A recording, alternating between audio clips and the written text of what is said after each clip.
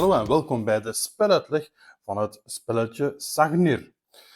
In Sagnir krijgt elke speler een willekeurige beschermkaart en kiest een van de beschermers. Elke beschermer heeft verschillende vaardigheden en deze vaardigheden zijn te bekijken in het regelboek.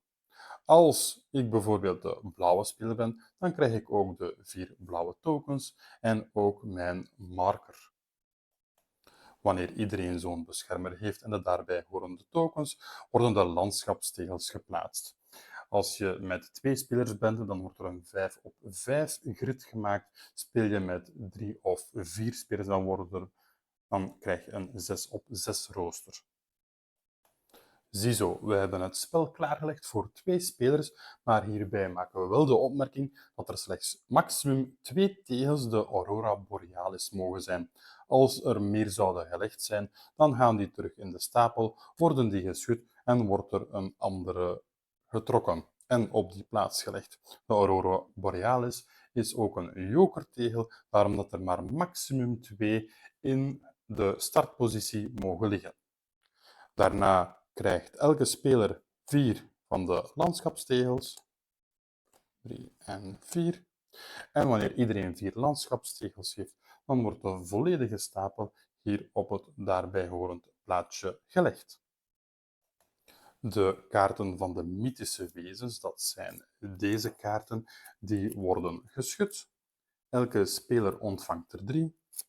En de overige worden ook op deze plek op het deksel van de doos gelegd. Als je een sneller spel wil of als je met jongere spelers aan het spelen bent, dan is het beter om de wezens met waarden 6 en 8 uit het spel te doen. Daarna worden de kaarten met de bonuspunten op het speelveld gelegd. En zoals je hier kan zien, dit is een veld voor 2, 3 en 4 spelers, 2, 3 en 4, enkel voor 4 spelers, 3 en 4, 2, 3, 4, 2, 3, 4. En aangezien we een spel hebben opgesteld voor 2 spelers, gaan we enkel deze 4 velden invullen. Dus deze stapel kaarten wordt uiteraard eerst geschud en dan worden de bonuskaartjes op hun plaats gelegd. Ziezo, de rest van de stapel die mag terug in de doos. De spelers zetten hun marker op een tegel naar keuze, maar die moet wel van hun element zijn. Dus ik heb het blauwe element, het waterelement. Dus ik zal deze bijvoorbeeld hier op deze tegel plaatsen. En mijn tegenstander die heeft het vuurelement, dus deze moet zijn markeerder op een vuurtegel plaatsen. Ziezo, dan zijn we klaar om het spelletje te beginnen. In het spel is het de bedoeling om sets te maken en om tegels te verplaatsen, om zo sets te maken en zo punten te scoren. Als we bijvoorbeeld eens kijken naar onze kaarten van onze mythische wezens, en ik heb er onmiddellijk een paar moeilijke, dan moet ik bijvoorbeeld deze tegels op deze plaats hebben staan. Dan moet ik mijn marker naar een van deze tegels bewegen en dan kan ik pas punten scoren. Ik kan daarbij ook mijn tegels die ik heb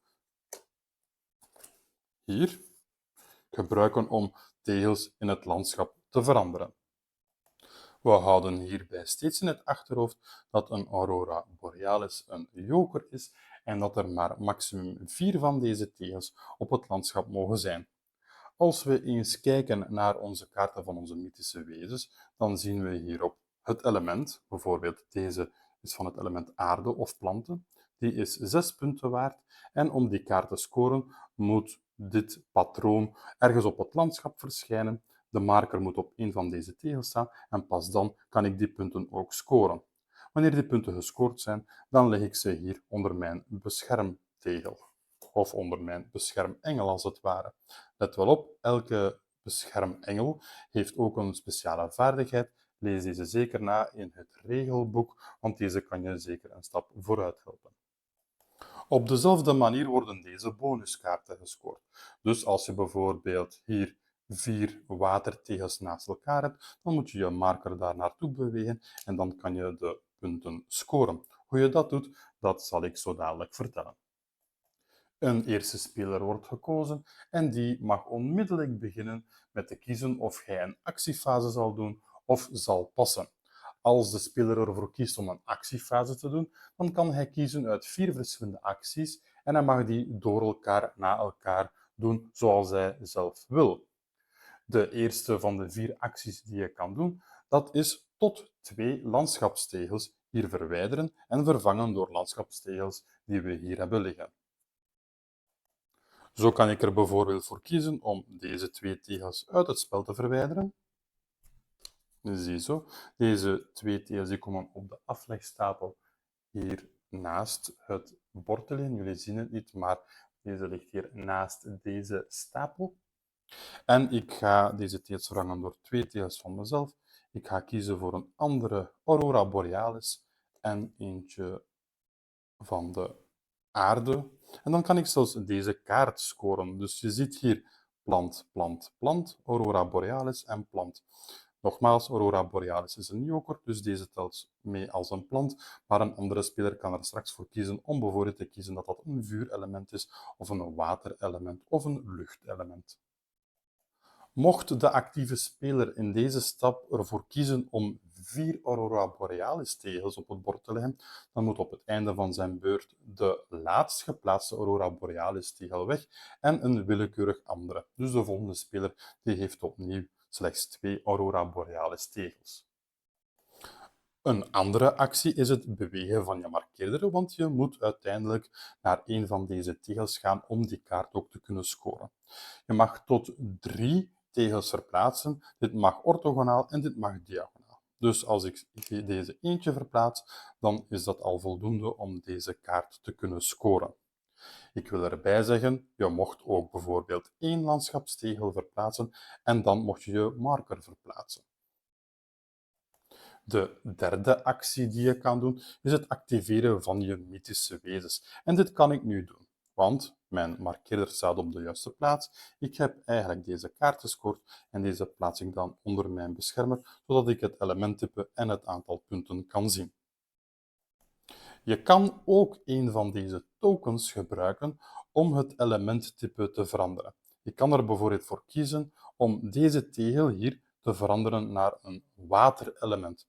Let wel op, je hebt slechts 4 van deze fiches en als je ze alle 4 hebt verspeeld, dan ben je ze ook effectief kwijt. Dus na de beurt komen de fiches hier terecht en heb je deze al verbruikt. Maar op deze manier kan ik onze vierde actie uitvoeren, namelijk een van de bonuskaarten activeren. Ik heb daarvoor een fiche nodig en ik kan nu deze kaart claimen. De 2 planten die tellen hier als de 2 Aurora Borealis en de 2 watertegels zijn deze. Let wel op, er kunnen slechts 2 fiches op elke kaart liggen. Dus als je met 4 spelers speelt, is het logisch dat niet elke speler elke kaart zal kunnen scoren. Van het ogenblik dat er 2 fiches op zouden liggen, dan is die kaart gelokt en kan geen enkele andere speler dat patroon nog vormen en die punten op het einde van het spel scoren. Tijdens je beurt mag je dit 2 maal doen, maar je mag niet in dezelfde beurt 2 maal dezelfde kaart claimen. Dus in dit geval kan ik bijvoorbeeld deze claimen, maar ook deze, want mijn Aurora Borealis kan ook dienen als vuurtegels. Op dit ogenblik ben ik dan wel 3 fiches kwijt, maar ik heb dan ondertussen wel al 6 punten gescoord met deze bonuskaarten.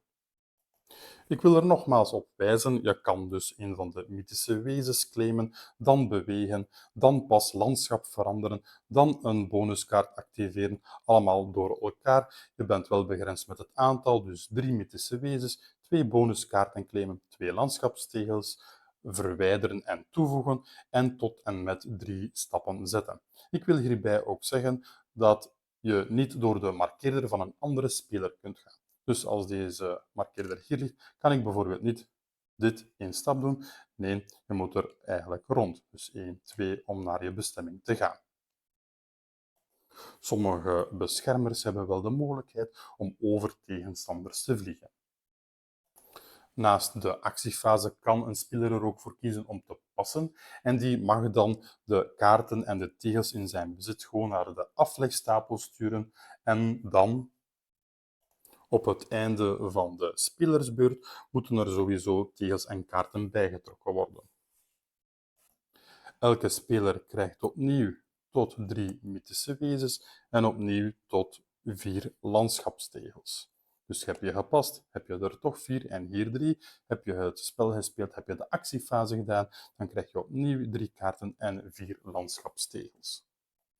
Het spel eindigt zodra een speler een bepaald aantal mythische wezens heeft geclaimd. Speel je met 2, dan moet je 6 kaarten hebben. Speel je met 3, dan moet je er 5 hebben. En speel je met 4 spelers, dan moet je 4 kaarten geclaimd hebben. Het spel gaat dan ook door. De endgame is dan ingezet en elke speler die nog volgt tot aan de startspeler, die krijgt nog een beurt, zodat elke speler evenveel beurten heeft en er evenveel kansen zijn om punten te verdienen. Wanneer iedereen dan gedaan heeft, dan is het tijd om de punten te tellen en te scoren. De eerste die het aantal mythische wezens heeft geclaimd, die krijgt automatisch al 3 punten. Ziezo. Dan worden alle mythische wezenskaarten allemaal opgeteld en gaat de markeerder uiteraard verder. Dan worden de punten opgeteld van de verschillende bonuskaarten.